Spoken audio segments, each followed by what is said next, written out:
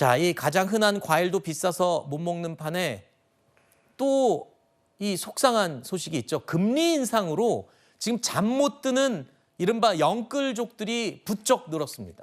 금리 경쟁력으로 승부를 받던 이른바 인터넷 전문 뱅킹, 인터넷 뱅킹의 주택담보대출 금리가 일부 시중은행들보다 더 높아진 곳이 있다는 겁니다. 이거 큰 충격인데 사실 젊은이들이 부동산을 사거나 그럴 때 또는 필요한 돈을 대출받을 때 인터넷 뱅킹이 좋았던 건 낮은 금리였던 거거든요. 그렇습니다. 이게 큰일 났습니다. 영끌족들 지금. 네, 영끌족은 이제 비상이 걸렸다 이렇게 볼 수 있겠고요. 이 그래프 보시는 것처럼 K뱅크의 경우에는 주택담보대출 금리가 일부 다른 시중은행들보다 높게 형성되어 있습니다. 아하. 3월 들어서 보시는 것처럼 K뱅크 같은 경우 4.04%고요.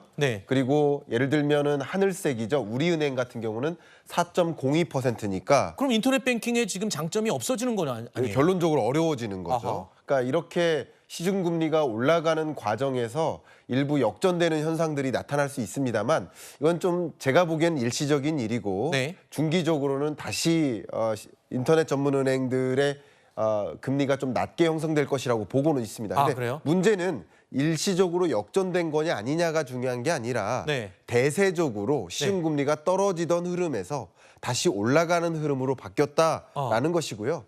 이렇게 된 배경에는 특히 중동 불안 때문에 국제 유가가 일시적으로 상승했죠. 뭐 그런 여러 가지 일련의 일들 때문에 미국 입장에서 물가 잡기가 쉽지 않겠구나. 당장 물가가 목표하는 대로 잡히지 않겠구나. 라고 판단하니까 금리를 인하하려는 시장에서의 기대. 시장에서는 기준금리를 아마도 미국이 24년 한 7월쯤에는 인하하지 않겠어? 6월쯤에는 인하하지 않겠어? 하는 기대감이 있었는데 연내에는 금리 인하 없을 수도 있겠다. 기대감이 뒤로 지연되고 멀어지고 사라지면서 시중금리가 그걸 반영하듯이 올라가는 현상입니다. 이제 금리는 정점 찍고 떨어질 줄만 알고 변동금리로 대출받고 영끌했던 투자자들이 다시 금리가 올라가는 것을 보면서 소름 끼치게 좀 걱정되는 상황이라고 볼 수 있겠습니다. 지금 아까 굉장히 덜컹하는 말을 하셨어요. 2024년 안에는 금리 내리는 일이 없을 것이다. 지금 이 고통이 그러면은 언제까지 가는 건가요? 영끌족뿐만 아니라 일반 대출 받으신 분들도 그게 제일 궁금한데 교수님이시니까 좀 조심스럽게 전망을 좀 해주시죠. 올해 안까지는 어떻습니까? 그러니까 미국의 기준금리 인하 시점에 대해서 의견을 드린다면 금리 언제 내립니까? 라는 질문이 가장 많은 분들의 질문입니다.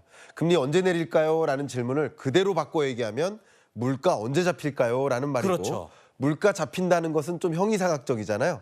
목표 물가 2%에 언제 근접합니까? 라는 질문인데 2% 수준에 가까워지는 그 물가의 흐름은 미국을 기준으로 말씀드리면 대략 한 9월 정도로 현재 추산합니다. 그러면 미국 연준에서는 이제 목표하는 수준의 물가가 도래됐으니 금리 인하해도 되겠네 하는 의사결정을 내릴 가능성이 있겠다. 이렇게 의견을 드리겠습니다. 알겠습니다. 지난 시간에 이어서 이번 시간까지 자꾸 우울한 얘기를 나눠서 조금 속상하긴 한데요. 일단 9월까지는 한번 기다려볼 만하다. 이런 예측을 해주셨습니다.